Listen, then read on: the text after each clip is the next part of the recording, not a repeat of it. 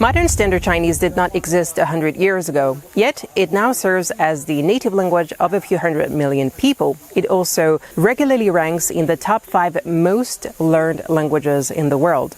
But what do we mean exactly when we say Chinese? That's what we're going to learn in this video, brought to you from China.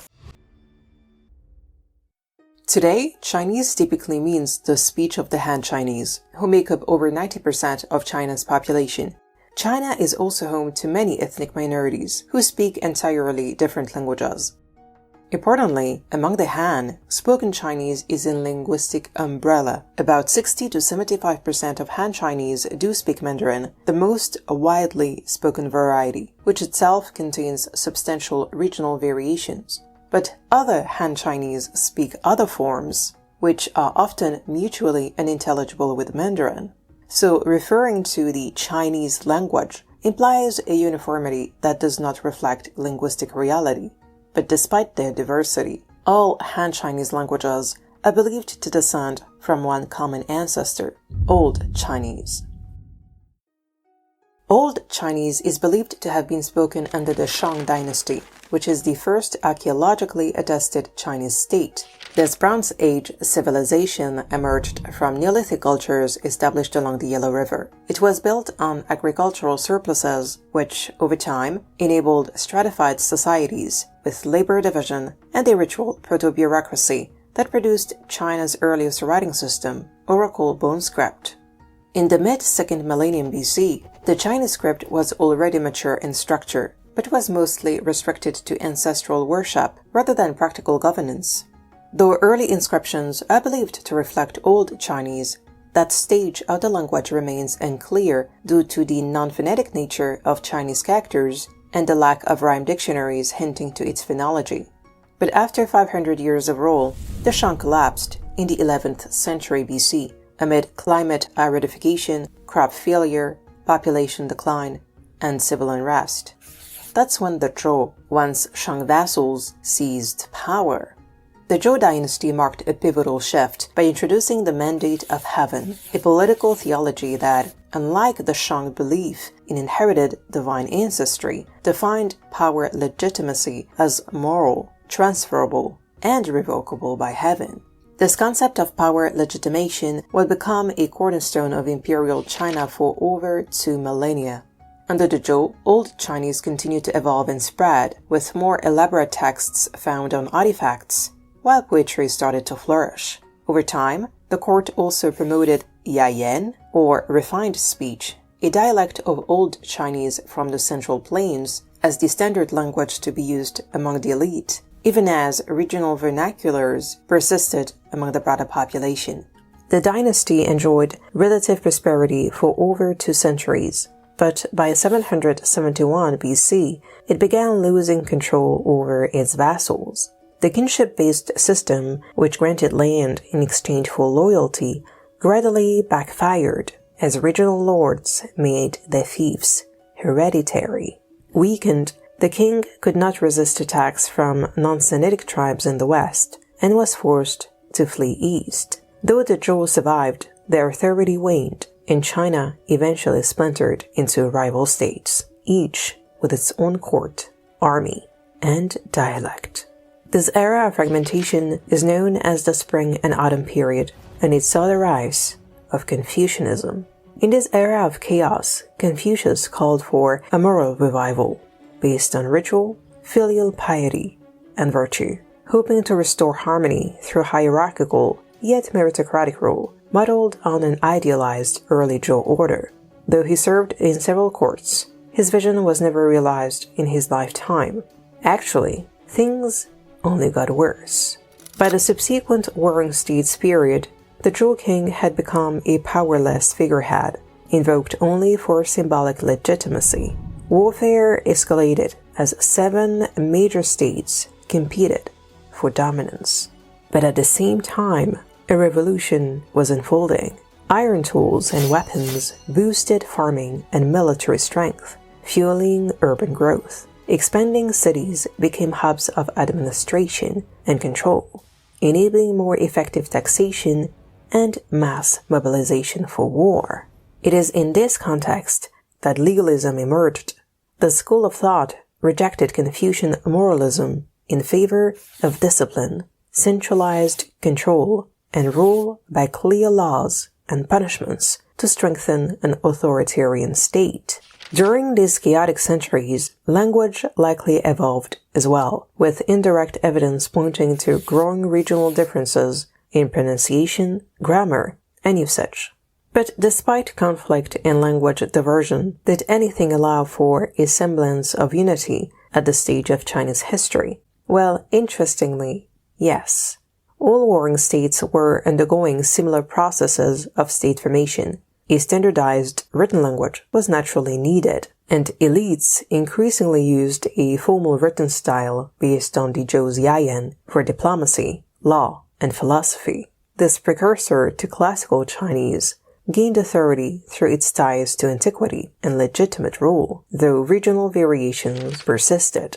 This troubled period finally came to an end in 221 BC with the reunification under the Qin. With them, China officially became an empire. Imperial rule was now grounded in legalist principles and the absolute authority of the emperor. Unification brought sweeping standardization of roads, weights, measures, currency, and crucially, the script. As early as 350 BC, the Qin had promoted the small seal script. The script was the first standardized writing system imposed across China. Before unification, each region used its own script, making communication between states difficult. By enforcing a single writing system, the Qin not only streamlined administration, but also asserted control over how laws were written, transmitted, and interpreted, making literacy itself a tool of central authority. Although later replaced by more practical scripts, the small seal script laid the foundation for written unification. Despite the reforms, the Qin was the shortest-lived dynasty in China's history. Harsh laws, heavy taxation, and massive forced labor, such as the early construction of the Great Wall, fueled deep resentment, which eventually led to the collapse of the dynasty. The Han Dynasty, which gave its name to China's majority ethnic group, rose from the turmoil that followed. To rule, the Han adopted a pragmatic blend of legalism and Confucianism, retaining Qin-era laws and control mechanism, but reframing imperial authority in moral terms, with the emperor cast as a virtuous son of heaven. During this period, classical Chinese was officially adopted as the written standard, based primarily on Confucian classics. Though far removed from everyday speech, mastery of this literary form became essential for elite education and bureaucratic advancement. At court, the elite language was now referred to as Tongyu, or common language, and was likely based at this point on the speech of the capital, Chang'an. As for the small seal script, it was gradually replaced by the more practical clerical script, which made writing faster and better suited for official administration. Meanwhile, spoken language was still diverging. As the empire expanded southward, linguistic fragmentation accelerated. Waves of new settlers, which had already started under the Qin, and before that, during the Warring States period, entered newly conquered areas drawn by resources and farmland. Through these migrations, these settlers brought varieties of Old Chinese among speakers of Austroasiatic, Kardai, Hmongmian, and Tibeto-Burman languages. These interactions slowly gave rise to early southern dialect zones. Up north, however, things were slowly getting out of hand. By the 2nd century, a bloated and often corrupt bureaucracy coupled with tax-exempt aristocratic estates left peasants overburdened, sparking revolts like the Yellow Turban Uprising. Though they were suppressed, these rebellions exposed the state's military and ideological weakness. The court increasingly relied on regional generals and aristocrats to maintain order, empowering them in the process. And the Han Dynasty finally ended in 220. After the Han collapsed, China fractured into the three kingdoms. Attempts at reunification failed, and by the early 4th century, nomadic groups from the northern steppes swept into the central plains, launching the 16 Kingdoms period. This forced Han elites to flee south, reestablishing courts in Jiangkang, now known as Nanjing. Until the end of the 6th century, northern China was ruled by successive dynasties, most of which of non-Han origin. The most enduring was the Northern Wei, which ended 2 centuries of fragmentation by reunifying the north in 439. These rulers spoke steppe languages, likely related to Mongolic or Turkic, but they all governed using Han traditions. To rule effectively over a Han-majority population, the Northern Wei adopted a deliberate policy of Sinicization. This included adopting Han surnames, Confucian texts, and Chinese administrative structures. However, as the new rulers abandoned their native language, widespread bilingualism may have left linguistic traces in the evolving northern vernaculars. Importantly, the non-Han dynasties actively promoted Buddhism, which had entered China from India via the Silk Road during the Han. Unlike Confucianism, which was deeply rooted in Han elite values, Buddhism offered a universal ideology that transcended ethnicity, helping to legitimize their rule.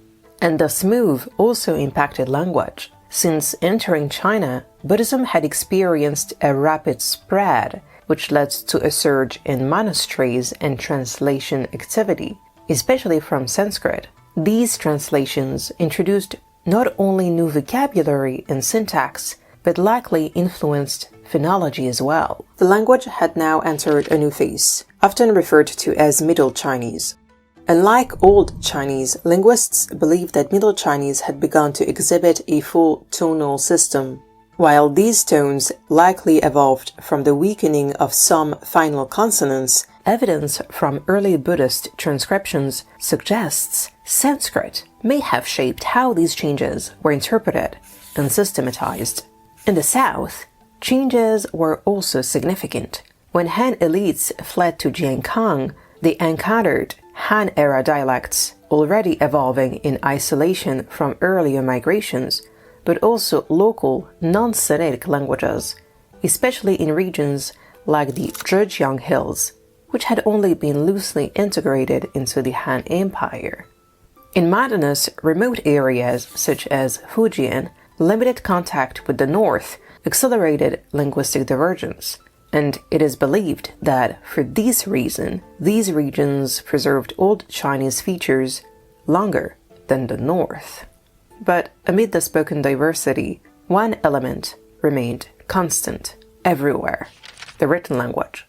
At first glance, it may seem surprising that warring dynasties shared the same literary tradition, but classical Chinese served a clear purpose for both.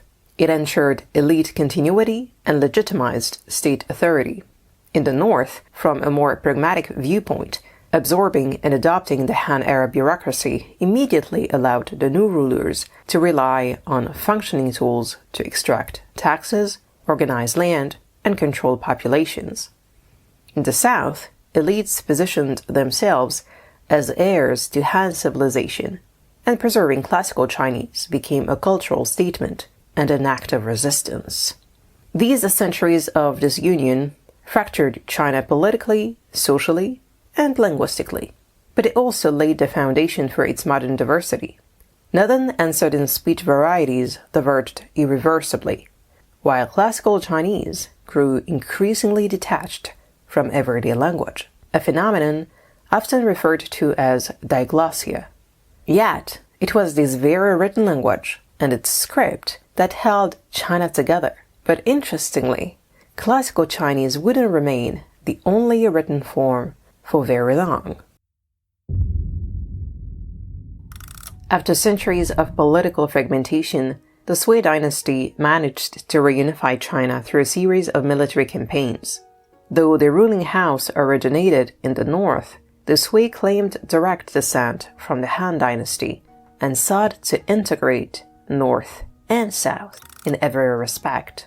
They embarked on ambitious infrastructure projects, most notably the first sections of the famous Grand Canal.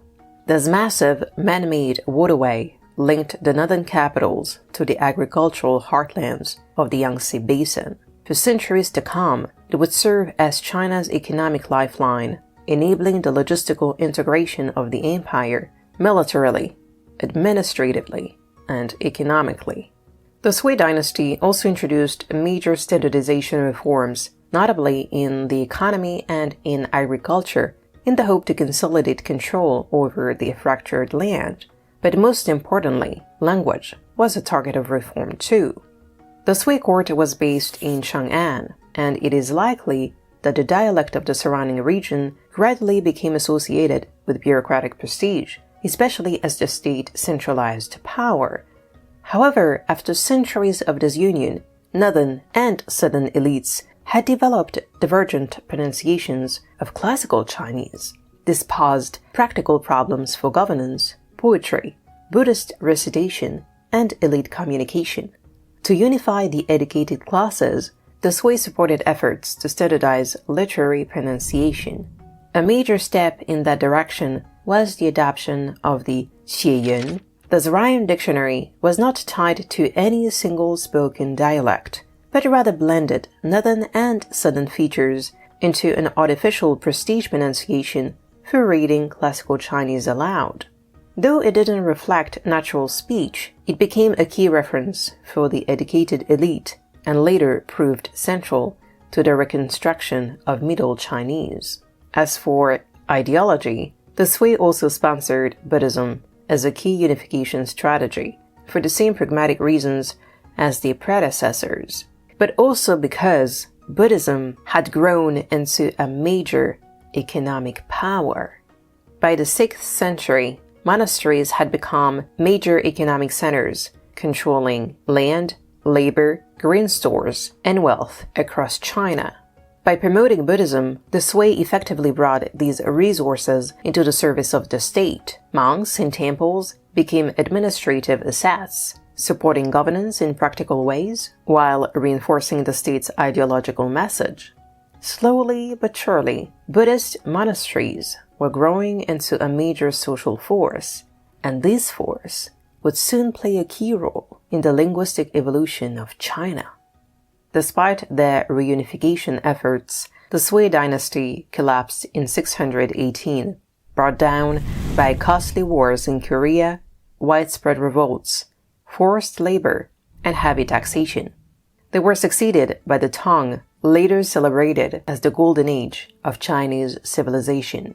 Tang rule began as a deeply aristocratic order, and great families of landed clans still monopolized high office and court politics through lineage and intermarriage. But the Tang ruled over a vast and growing empire as armies pushed west into Central Asia, east toward Korea, and southwest into Tibet. The old system of hereditary rule began to buckle. The state needed more administrators than the aristocracy alone could supply. To meet this new need, the Tang formalized the Imperial Examination system, first introduced under the Sui.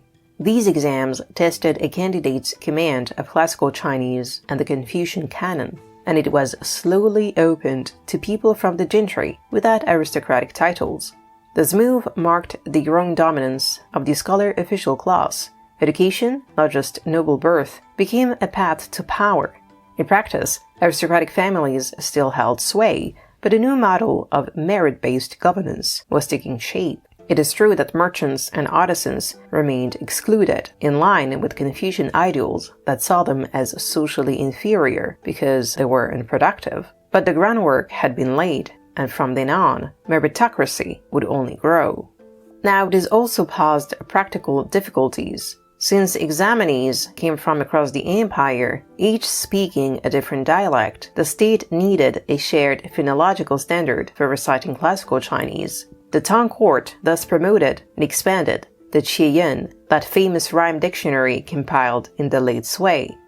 It soon became the pronunciation standard for exams, and its rules gave rise to the golden age of Tang poetry.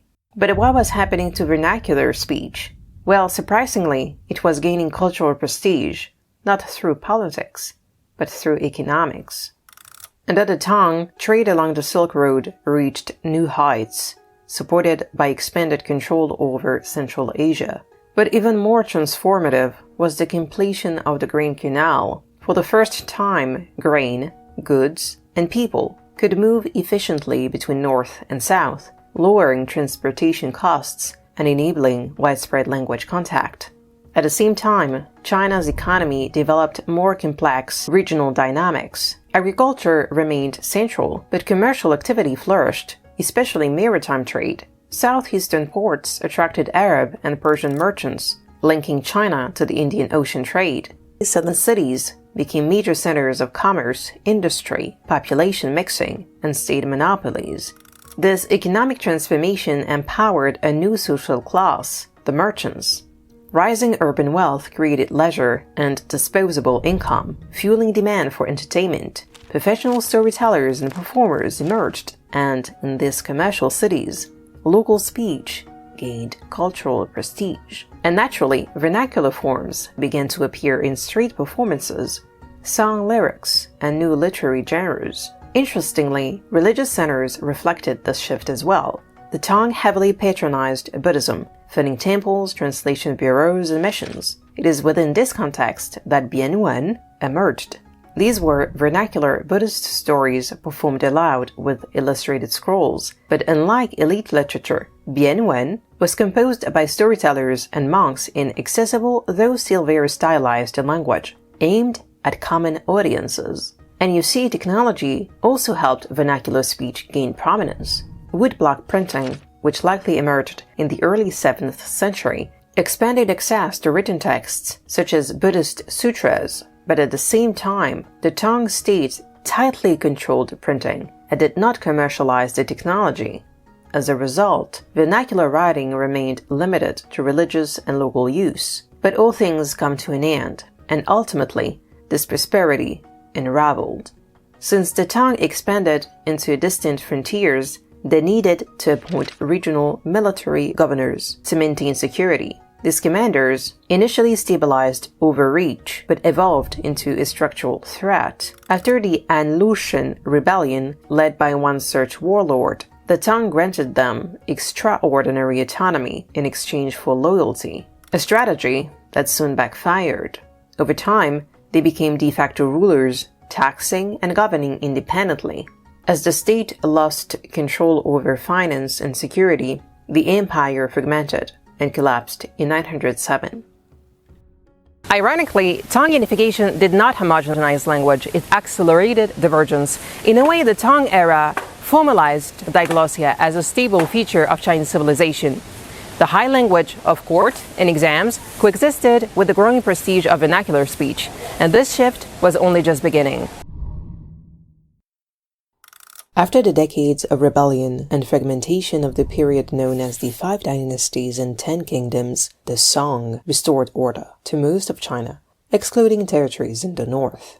This new dynasty marked a turning point, especially in the spread of literacy. To curb military dominance after years of warlord rule, the state scaled up the civil service exam, promoting civilian governance instead. For the first time, some categories of merchants were even allowed to participate.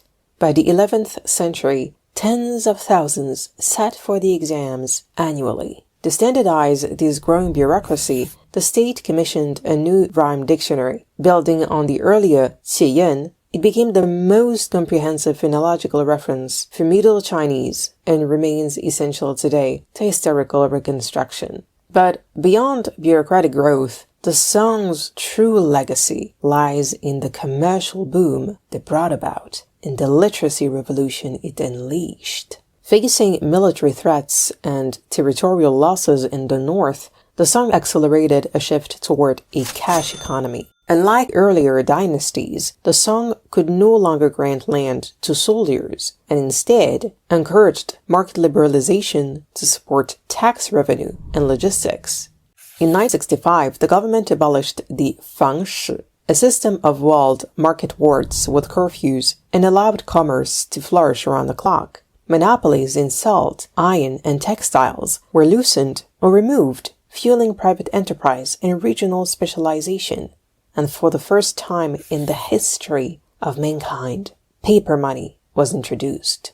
This economic shift was fueled by major infrastructure investments. The Grand Canal was expanded, and maritime trade surpassed even Tang era levels. The booming overseas commerce was increasingly taxed, bringing in a massive influx of revenue. This dynamism continued to fuel urban growth, the emergence of night markets and entertainment quarters, and this laid the foundation for a print revolution. While the state retained control over Confucian classics and official manuals, private publishers emerged across different cities, using cheaper materials and faster methods that produced affordable books for growing literate urban public. All sorts of vernacular genres flourished, and for the first time in China's history, Baihua, or vernacular writing, became a viable medium for cultural expression. Yet this linguistic integration soon faced a new test. In 1127, the Jurchens, a people coming from the northeast, captured the capital, forcing the Song court to relocate to Hangzhou. Thousands of northern refugees followed, bringing northern vernaculars into closer contact with southern dialect regions. While migrations to the south had occurred earlier, this wave was especially large, sudden, and linguistically disruptive. It introduced new features into regions like Ming, Yuan, and Hakka, likely intensifying dialect contact and accelerating divergence within an already fragmented linguistic landscape. And China was only at the dawn of spectacular change. In the 13th century, the Mongols, once rulers of the largest continuous empire in history, entered the stage. They started their military campaigns as early as 1215 and completed the conquest of China in 1279. They established the Yuan dynasty, which marked the first time the entire Chinese territory was unified under non-Han rule. Though their reign lasted less than a century, the Mongols profoundly reshaped China's linguistic landscape, paving the way for the emergence of Mandarin. Unlike earlier dynasties rooted in Confucian bureaucracy, the Yuan operated a centralized, militarized administration embedded within a vast, multilingual empire. Citizens spoke Mongolic, Turkic, Persian, Tibetan, Uyghur, and various Sinitic languages, and governance reflected this diversity.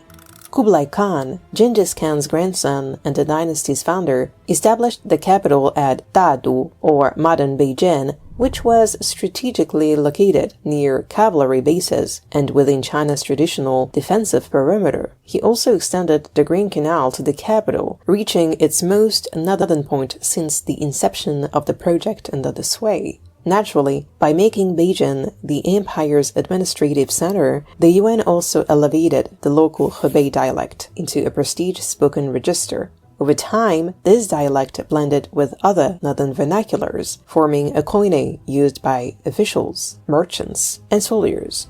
It gradually incorporated Mongolian loanwords and likely absorbed features of Mongolian phonology, which reflects initials now a hallmark of Mandarin, also expanded in this period. As for tones, they continued to evolve, and it appears that the entering tone category even began to disappear from northern speech. But did this vernacular play a role in the linguistic legacy of the empire? Interestingly, yes. Classical Chinese remained the dominant written norm, but no longer monopolized written authority. The Yuan court adopted a pragmatic multilingual policy. Mongolian was used for laws, Persian for diplomacy and trade with Central and Western Asia, and Chinese in local governance, still handled by Han officials, though they no longer held the highest positions. This layered bureaucracy weakened the dominance of classical Chinese and marked a shift towards functional multilingualism. The Yuan also realized that classical Chinese, with its brevity and reliance on context, just didn't work well for translating Mongolian legal terms.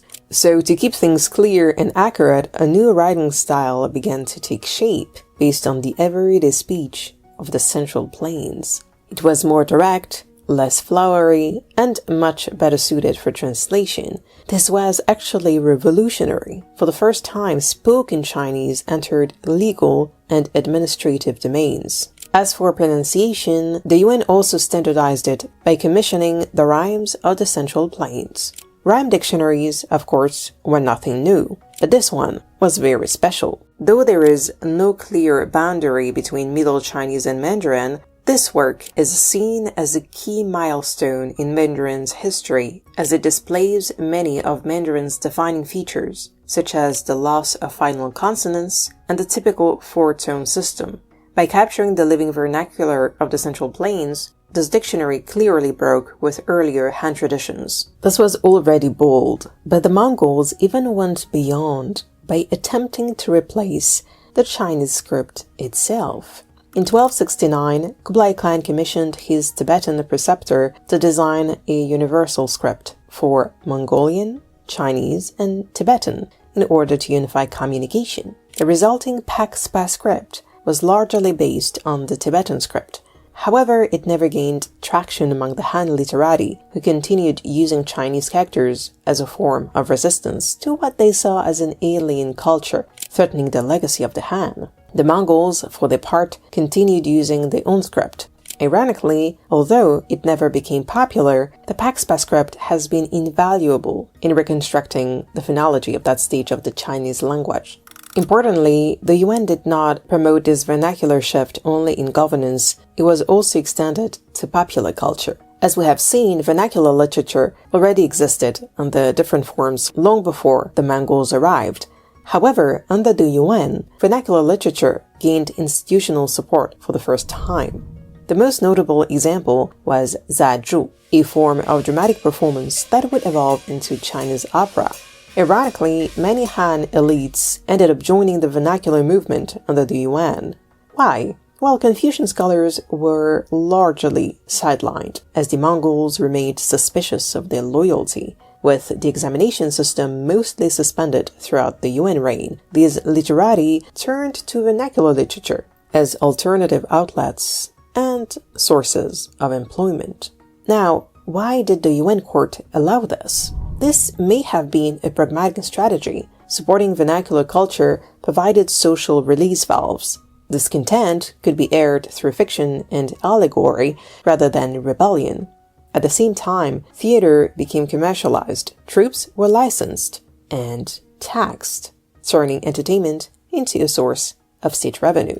As you can see, the Yuan dynasty's indirect legacy was profound. It is true that the dominance of classical Chinese was only temporarily shattered, but they had normalized the use of vernacular speech in law or in theater, laying the groundwork for Mandarin's eventual rise. And from this point on, every shift will only help pave the way towards modern Standard Chinese.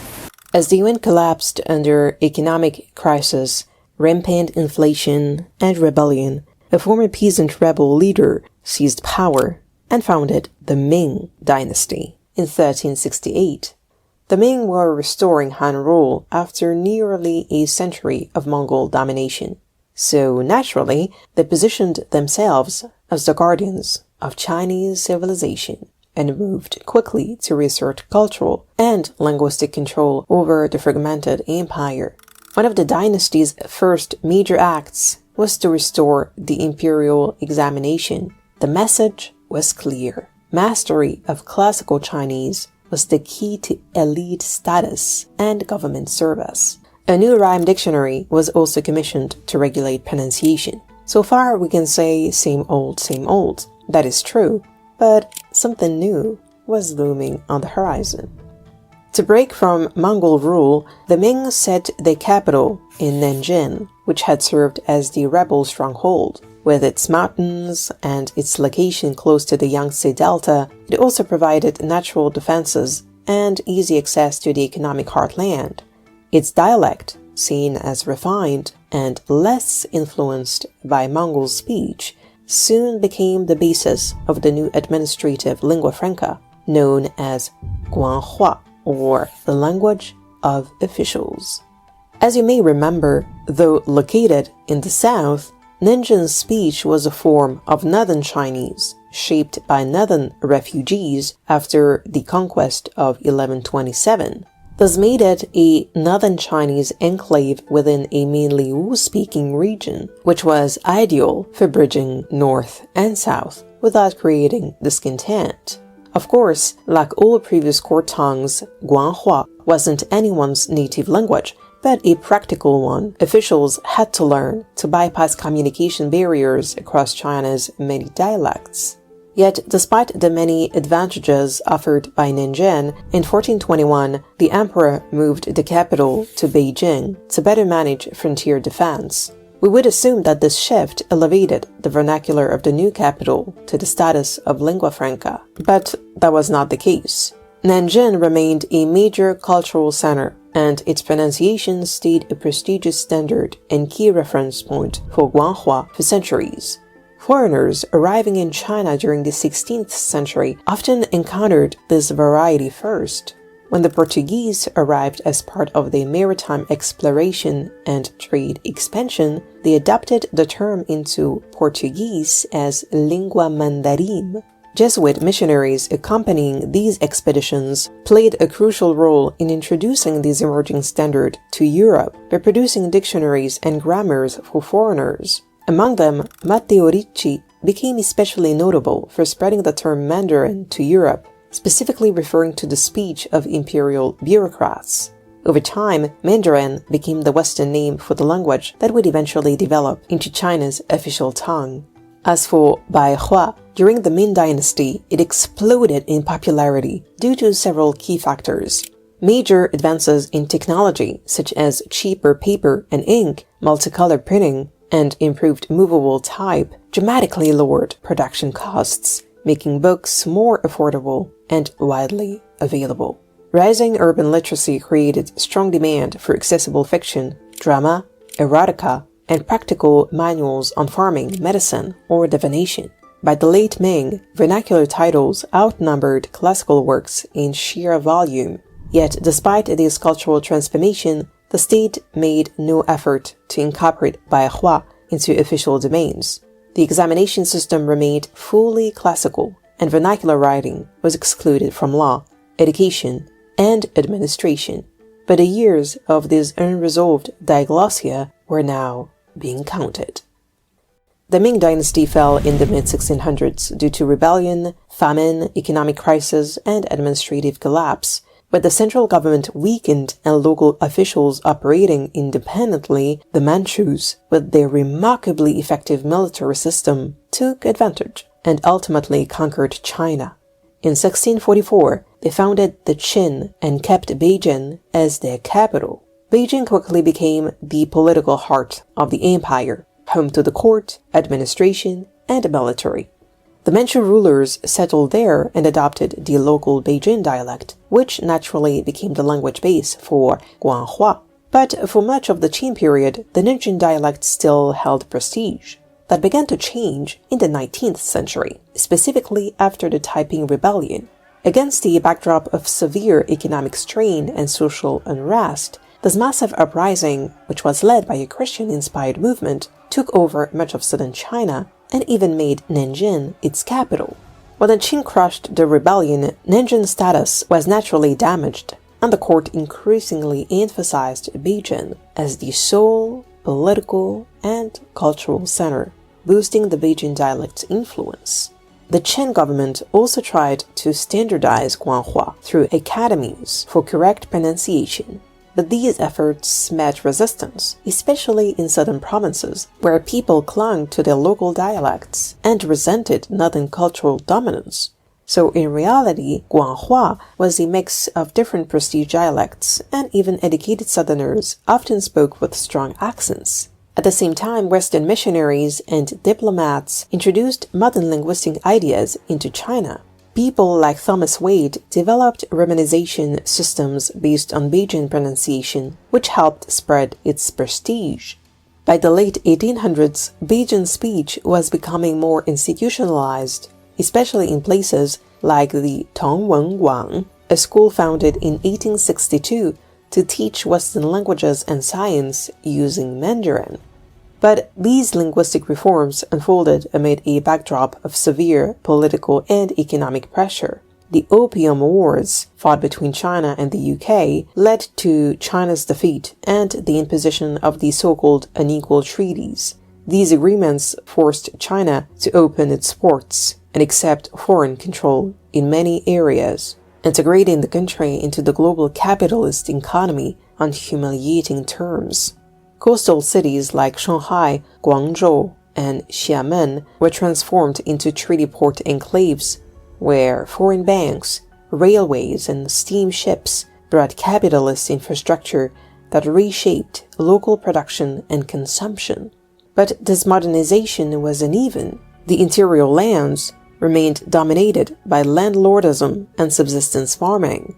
In many ways, China had become a semi-colony, linked to global capitalism through its coastal hubs, yet still ruled by a collapsing agrarian state. To make things worse, the First Sino-Japanese War, which led to the loss of Taiwan and Korea, which until then had been a tributary state, also considerably weakened the Qing. In response, the emperor launched the self-strengthening movement, introducing Western arsenals, shipyards, and educational reforms.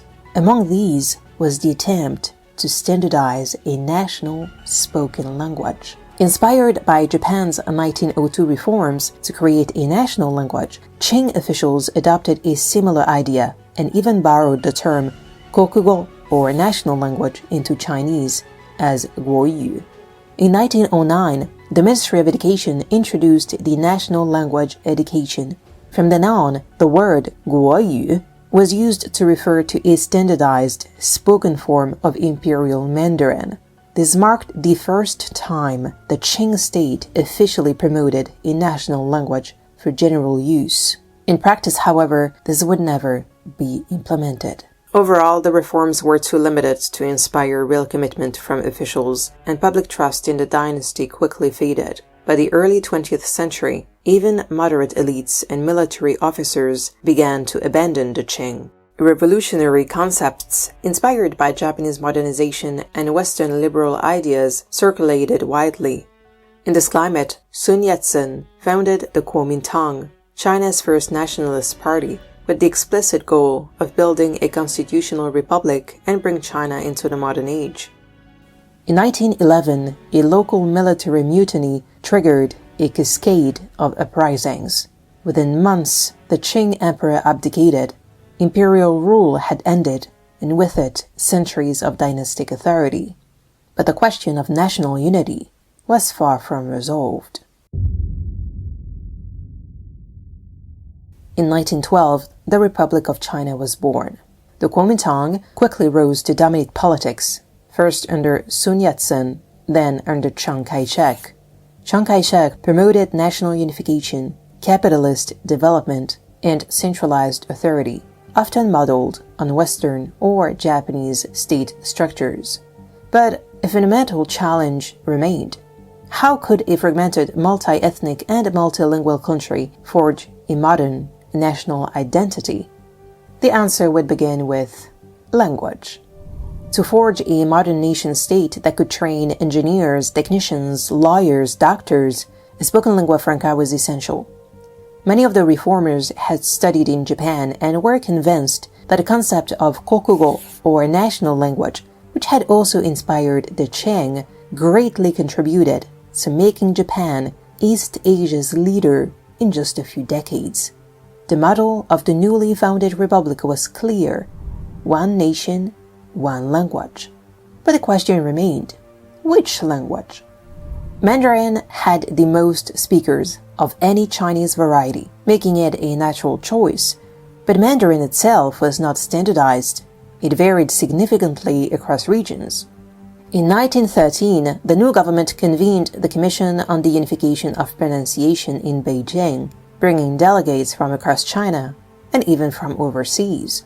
The debate rapidly split between those favoring the Beijing dialect and others pushing for a hybrid incorporating Southern prestige features. The result was the Old National Pronunciation, which was a mix of Beijing consonants, Nanjing finals, and an obsolete entering tone. It was unnatural and unteachable, and eventually it was never adopted.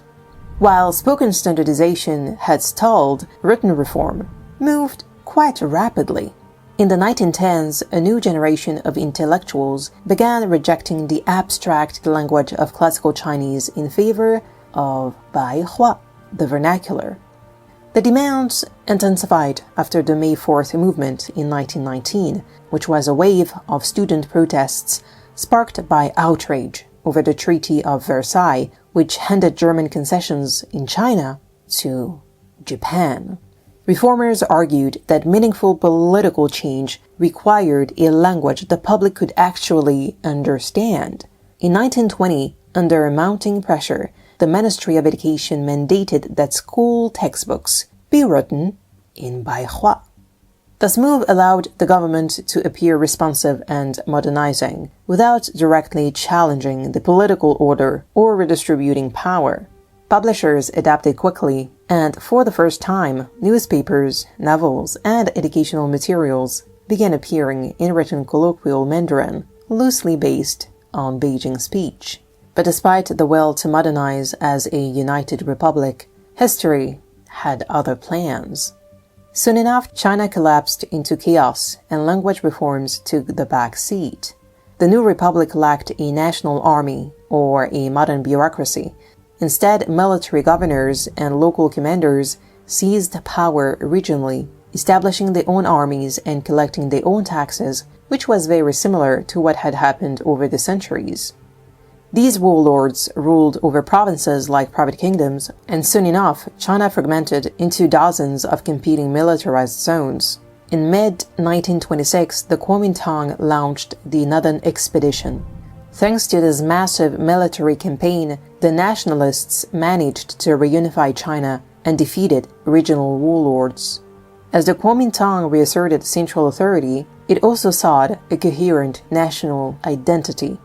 That same year, they adopted the natural speech of Beijing as the basis for the national language. The shift was formalized in 1932 with the vocabulary of national pronunciation for everyday use. This publication standardized the pronunciation of Chinese characters based on the Beijing dialect, which was now elevated to national status. But in practice, this national language, or Guoyu, was spoken fluently only by urban elites, students, and other military personnel. Over 80% of the population remained illiterate, and local dialects dominated homes, markets, and schools. Outside cities, Guoyu was essentially a foreign language. Despite this, it soon became a political tool. The Kuomintang promoted Guoyu as both a symbol of unity and a means of assimilation. Non-Semitic languages like Tibetan, Uyghur, Mongolian were marginalized, while major Han languages like Cantonese were restricted in schools, courts, and public media. By the eve of the Second World War, Guoyu stood as a paradox, politically legitimized, but not yet widely spoken. It would take a civil war and a new regime for that to change. In 1927, after consolidating power in parts of China, Chiang Kai-shek turned against the communists with whom he had forged an alliance against the warlords and violently purged them from the Kuomintang in the Shanghai Massacre. This marked the start of the Chinese Civil War. The communists retreated to the countryside, built guerrilla bases among the peasantry, and after years of rural mobilization, land reform, and military victories, they defeated the Kuomintang in 1949. The nationalists fled to Taiwan, and the People's Republic of China was born.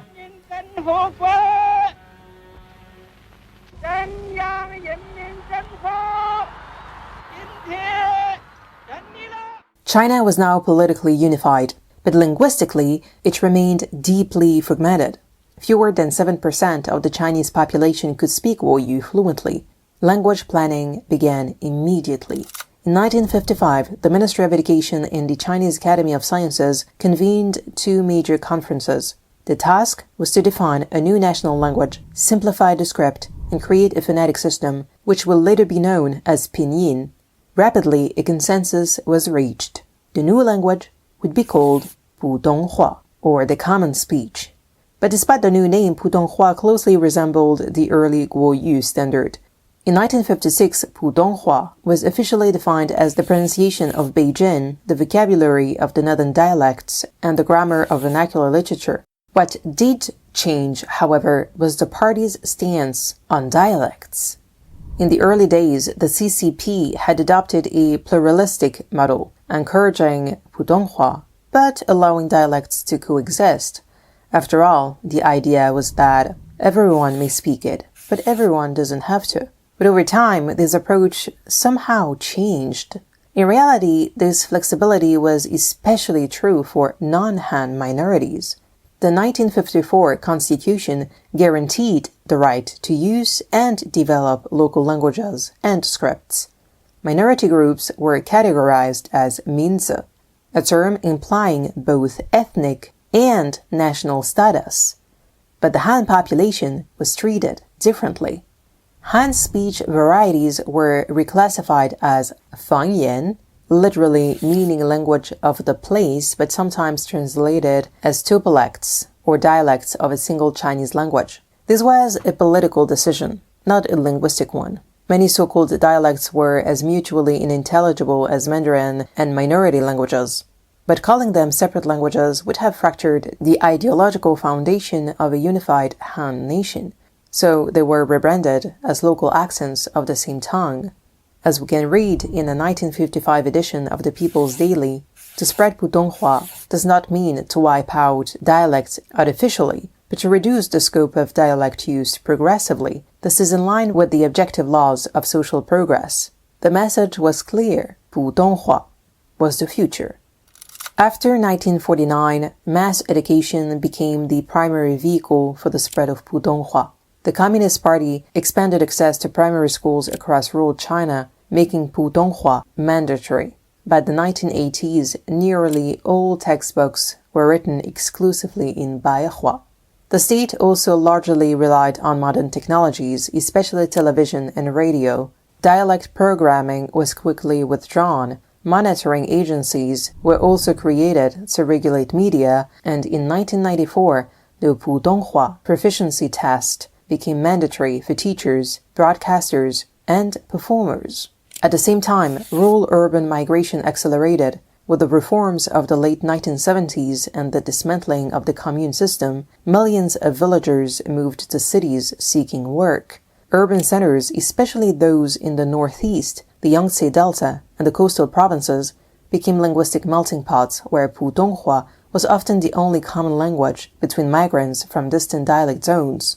In places built from scratch, like Shenzhen, which had no linguistic identity of its own, Putonghua emerged by default as the dominant mode of communication. By the early 21st century, Putonghua was everywhere, and it is believed that now over 80% of Chinese citizens can speak it with some fluency. Today, language policy remains a source of both unity and friction. While Putonghua is more widespread than ever, there has also been a revival of regional dialects and minority languages, often amplified by local media and online communities. The tension between standardization and diversity continues. With the advent of the internet and social media, new linguistic divergences have begun to emerge, many of which cannot be controlled by the state. It's now time to wrap up over 3,000 years of Chinese linguistic history. I have learned a tremendous amount by making this video, and I hope you did too by watching it. Now, I realize some may consider I have glossed over some realities faced by minority languages, and that's a fair concern. However, as I have stated in previous videos, as long as the state exists as an administrative entity, it will always tend to impose one common language. That's not a situation that is specific to China. It's true for Turkey, for Japan, for France, many other states around the world, even though there are notable exceptions. Now, I also think that China has shown that you can function. It's now time to wrap up over 3,000 years of Chinese linguistic history. I have learned a tremendous amount by making this video, and I hope you did too by watching it. Now, I realize some may consider I have glossed over some realities faced by minority languages, and that's a fair concern. However, as I have stated in previous videos, as long as the state exists as an administrative entity, it will always tend to impose one common language. That's not a situation that is specific to China. It's true for Turkey, for Japan, for France, many other states around the world, even though there are notable exceptions. Now, I also think that China has shown that you can function as a modern state without sacrificing all your linguistic heritage. But cities are harsh, competitive, often unforgiving environments for languages. And when mobility is high and survival depends on quick communication, one language tends to dominate. It's unfortunate, but not inevitable. You may disagree, or may be knowledgeable enough to correct some inaccuracies. If so, I always welcome feedback in the comments, especially if it's constructive and respectful, so that we can all learn together. Thank you so much for watching, and maybe see you next time. Bye-bye.